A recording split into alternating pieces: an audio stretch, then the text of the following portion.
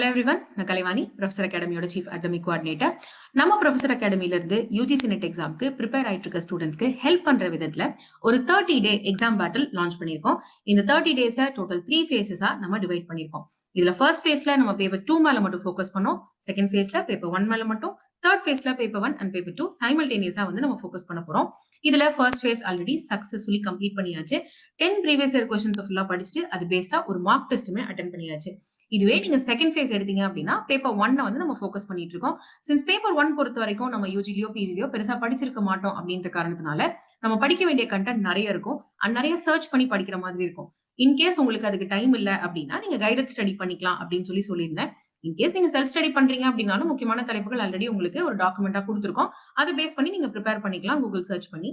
நீங்க guided study பண்றீங்க அப்படின்னா நம்ம ப்ரொஃபசர் அகாடமில கிராஷ் கோர்ஸ் வந்து அதுக்காக ரன் பண்ணிட்டு இருக்கோம். ஈவன் நானுமே பேப்பர் 1க்கு அந்த கிராஷ் கோர்ஸ் தான் வந்து ஃபாலோ பண்ணிட்டு இருக்கேன். சோ அன்டில் டுடே ஆல்மோஸ்ட் நம்ம வந்து முடிவே போகுது ஃபேஸ் 2. சோ இப்போ இன்னைக்கு வரைக்கும் என்ன ப்ராக்ரஸ் அப்படின்னு பாத்தீங்கன்னா, previous year questions of paper 2ல 10 செட்ஸ் ஃபுல்லா படிச்சுட்டு 2 செட் மார்க் டெஸ்ட் அட்டென்ட் பண்ணிருக்கோம். இன்னும் 1 more set we have to attend. ஏன் இந்த 13 செட் அப்படின்னு நான் கணக்கு சொல்றேன்னா, 2018 ஜூன் மாசத்துல இருந்து, அதாவது ஃபர்ஸ்டா சிலபஸ் ரிலீஸ் ஆன டைம்ல இருந்து புது சிலபஸ் ஃபார் நெட் எக்ஸாம், அதுல இருந்து டிசம்பர் 2024 செஷன் வரைக்கும் நீங்க கணக்கு எடுத்தீங்க அப்படின்னா மொத்தமா 13 எக்ஸாம்ஸ் வந்து நடந்திருக்கு. 13 செஷன்ஸ் நடந்திருக்கு. சோ அந்த 13 தான் நான் 13 கொஸ்டின் பேப்பர்ஸா வந்து நான் உங்களுக்கு சொல்லிட்டு இருக்கேன். சோ இந்த கொஸ்டின் பேப்பர்ஸ்ல கிட்டத்தட்ட 1300 கொஸ்டின்ஸ் இருக்கு. இந்த கொஸ்டின்ஸ் பிளஸ் அதோட ஆப்ஷன்ஸ் அண்ட் அதோட எக்ஸ்பிளனேஷன்ஸ் இதை நம்ம படிச்சிட்டோம் அப்படின்னாலே நிறைய கண்டென்ட் கவர் ஆயிடும் நம்மளுக்கு இருக்கிற சிலபஸ்ல. சோ எனக்கு ஒரு புது சப்ஜெக்டான மேனேஜ்மெண்ட்ல நான் ப்ரிப்பேர் ஆயிட்டு இருக்கேன். சோ அதனால எனக்கு இது மட்டும் தான் இப்போதைக்கு படிக்கிறதுக்கு டைமுமே இருக்கு. So we will see how this process goes. Okay. Now paper 1 பொறுத்த வரைக்கும் பார்த்தோம் அப்படின்னா நம்ம 3 யூனிட்ஸ் தரவா பார்த்திருக்கோம் using the crash course. Teaching aptitude, communication, research aptitude. இந்த 3 யூனிட்டும் ஃபுல்லாவே கம்ப்ளீட் பண்ணியாச்சு அகாடமில. அண்ட் லாஜிக்கல் ரீசனிங்கும் இப்ப ஸ்டார்ட் பண்ணியாச்சு. சோ பாதி ஒரு கிளாஸ் மட்டும் போயிருக்கு. சோ அதனாலதான் 3.5 யூனிட்ஸ் டவுன் அப்படின்னு போட்டிருக்கேன். அதாவது 3.5 யூனிட்ஸ் முடிச்சாச்சு. இப்போ ரிமைனிங் இருக்கக்கூடிய யூனிட்ஸை நான் எப்படி பாக்குறேன் அப்படின்னா, நான் உங்களுக்கு முன்னாடியே சொன்ன மாதிரி மேத்தமேட்டிக்கல் ஆப்டிடியூட்டையும் டேட்டா இன்டர்பிரிட்டேஷனையும் நான் ரொம்ப உள்ள இறங்கி பார்க்க மாட்டேன். ஈவன் தோ மேக்ஸ் வந்தாலுமே ரொம்ப இன்ட்ரெஸ்ட் எடுத்து பாக்குற அளவுக்கு நமக்கு வந்து அவ்வளவா இல்ல. சோ அதனால நான் வந்து மேத்தமேட்டிக்கல் ஆப்டிடியூட் அண்ட் டேட்டா இன்டர்பிரிட்டேஷன்ல இந்த 5 கான்செப்ட்ஸ் மட்டும் தான் படிச்சுட்டு போவேன். ஜென்ரலாவே என்னோட ப்ரிப்பரேஷன் இப்படிதான் இருக்கும். Percentage average ratio, C P S P, profit loss, இது மட்டும் எப்படி பண்ணணும் அப்படின்றத தெரிஞ்சுப்பேன். அதை பேஸ் பண்ணி எனக்கு டைம் கிடைக்கிறத பொறுத்து I will attend data interpretation and mathematical reasoning. இது இல்லாம ரீடிங் காம்ப்ரிஹென்ஷன் பொறுத்த வரைக்கும் இப்பெல்லாம் ரொம்ப சிம்பிளா தான் வருது. ஒரு பேராகிராஃப் கொடுத்துட்டு அந்த கொஸ்டின் கொடுக்க போறாங்க. அந்த கொஸ்டின் அப்படியே தேடி பிடிச்சி அதுல இருக்க பதில் எழுதி நம்ம எழுதிட வேண்டியதான். சோ 3 யூனிட்ஸ்ல வந்து நம்ம பேசிக்ஸ் மட்டும் பார்த்தோம்னா போதும். ரொம்ப இன்டெப்த் இறங்க போறது இல்ல.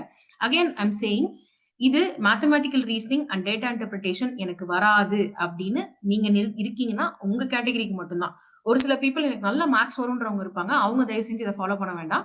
நீங்க ஃபுல்லா எப்பயுமே ப்ரிப்பேர் ஆகுற மாதிரி மேத்தமேட்டிக்கல் ஆப்டிடியூட்க்கும் டேட்டா இன்டர்பிரிட்டேஷனுக்கும் ப்ரிப்பேர் ஆயிக்கோங்க. ஓகே. சோ இன்னும் just 3 more units to go paper 1ல. பீப்புள் அண்ட் என்வாயன்மெண்ட் இருக்குது, ஹையர் எஜுகேஷன் இருக்கு அண்ட் ஐசிடி இருக்கு. இந்த 3 யூனிட்டுமே கொஞ்சம் எக்ஸ்ட்ரா கண்டென்ட் நம்ம படிக்கிற மாதிரியான யூனிட்ஸ் ஆக்சுவலா. அதனால நம்ம என்ன பண்றோம், நிறைய பேர் வந்து இக்னோர் பண்ணக்கூடிய யூனிட்டான பீப்புள் அண்ட் என்வாயன்மெண்ட்ல ஒரு மேரத்தான் லான்ச் பண்ண போறோம். நான் இது நேத்தே சொல்லியிருந்தேன் உங்களுக்கு. மேரத்தான் கிளாஸ் அப்படின்னா பேசிக்கலி என்னன்னா ஒரு லாங் கிளாஸா இருக்கும். ஒரு பெரிய கிளாஸ் 3 hours 4 hours அந்த மாதிரி ஒரு கிளாஸா இருக்கும். பட் அந்த பர்டிகுலர் தலைப்புல இருக்கக்கூடிய almost every thing will be given in that marathon session. Maximum important details எல்லாமே கவர் ஆயிடும். ஸோ இவிஎஸ் வந்து நிறைய பேர் இக்னோர் பண்ணக்கூடிய ஒரு யூனிட் பிளஸ், பட் எனக்கு ரொம்ப பிடிச்ச ஒரு யூனிட் அப்படின்றதுனால இந்த யூனிட்டோட அழக யூ ஹேவ் டு அண்டர்ஸ்டாண்ட். அதை அண்டர்ஸ்டாண்ட் பண்ணாதான் தெரியும் எவ்வளவு இன்ட்ரெஸ்டிங்கா இருக்கு அப்படின்ட்டு.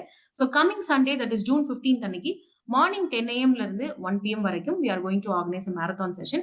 இந்த மேரத்தான் செஷனுக்கு ரெஸ்பான்ஸ் எப்படி இருக்கு அப்படின்றத பார்த்துட்டு ப்ராபப்ளி ரெஸ்பான்ஸ் நல்லா இருந்துச்சு அப்படின்னா ஈவன் ஹையர் எஜுகேஷன் சப்ஜெக்ட்ல கூட we are ready to launch a marathon. So பார்க்கலாம் எப்படி செஷன் போகுது அப்படின்றது. ஸோ இப்போ மொத்தமா ரிமைனிங் 3 யூனிட்ஸ் இருக்கா, அதுல ஹையர் எஜுகேஷன் இவிஎஸ் நானே இங்க கொடுத்துட போறேன். ஸோ நீங்க ஃபோக்கஸ் பண்ண போறது ஹையர் எஜுகேஷன் ஐசிடி, இந்த 2 பார்ட்ஸ் மேலதான். ஸோ அடுத்தடுத்து இந்த 2 கொஸ்டின்ஸ்லயுமே இந்த 2 யூனிட்ஸ்லயுமே நீங்க படிக்க வேண்டிய முக்கியமான தலைப்புகள் நான் ஒரு செஷனாவே உங்களுக்கு வந்து ஆர்கனைஸ் பண்றேன். So that it will be very easy for you. ஓகேங்களா?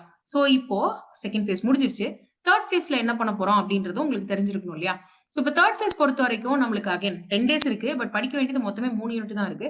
So extra time is there. So இப்போ நம்ம என்ன பண்ணணும், லாஸ்ட் 10 daysல, அதாவது ஃபர்ஸ்ட் ஃபேஸ்ல நம்ம படிச்ச 10 நாட்கள்ல படிச்சோம் இல்லையா ப்ரீவியஸ் இயர் கொஸ்டின்ஸ், அதை ஃபுல்லா ஒரு தடவை கிளான்ஸ் த்ரூ பண்ணிட்டு நம்ம அகாடமில நீங்க கிராஷ் கோர்ஸ் ஜாயின் பண்ணியிருந்தீங்கன்னா சப்ஜெக்ட் வைஸா எல்லா சப்ஜெக்ட்டுக்குமே ப்ரீவியஸ் இயர் கொஸ்டின்ஸா மார்க்ஸா அப்டேட் பண்ணிருக்கோம் ஆப்ல. நீங்க எந்த சப்ஜெக்ட சேர்ந்தவங்களா இருந்தாலும் நம்ம ஆஃபர் பண்ற சப்ஜெக்டா இருந்துச்சுன்னா உங்களுக்கு மார்க்ஸ் கொடுத்துருக்கோம். 13 செஷன்ஸ் அல்லது ஷிஃப்ட் பேசிஸ்ல நடந்தது ஒரு சில சப்ஜெக்ட்ஸ்னா 13க்கு மேல கொஸ்டின் பேப்பர்ஸ் இருக்கும். இப்ப ஹிஸ்டரியில இங்கிலீஷ்ல எல்லாம் நிறைய கொஸ்டின் பேப்பர்ஸ் இருக்கும். ஸோ அதை வந்து நீங்க மார்க்கா அட்டன் பண்ணணும். இல்ல மேம் நான் வந்து கிராஷ் கோர்ஸ்லாம் ஜாயின் பண்ணல, நான் செல்ஃப் ப்ரிப்பரேஷன் தான் பண்றேன்னா நோ ப்ராப்ளம். நீங்க நோட்ஸ் எடுத்திருப்பீங்க இல்லையா ப்ரீவியஸ் இயர் கொஸ்டின்ஸ் பேஸ்டா, அந்த ப்ரீவியஸ் இயர் கொஸ்டின் நோட்ஸ் ஒரு தடவை கிளான்ஸ் த்ரூ பண்ணிட்டு உங்களுக்கு கிடைக்கிற ரிசோர்சஸை வச்சு மார்க் டெஸ்ட் வந்து அட்டன் பண்ணி பாருங்க.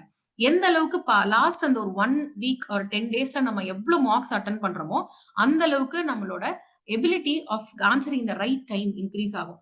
டைம் மேனேஜ்மெண்ட் சூப்பரா பண்ண முடியும் உங்களால. நிறைய பேர் நெட் எக்ஸாம்ல வந்து குவாலிஃபை ஆகாம கஷ்டப்படுறதுக்கு one of the reasons is lack of time management. கடைசி ஒரு 15 கொஸ்டின்ஸ் 20 கொஸ்டின்ஸ் தொடவே மாட்டாங்க, டைம் முடிஞ்சு போயிடும்.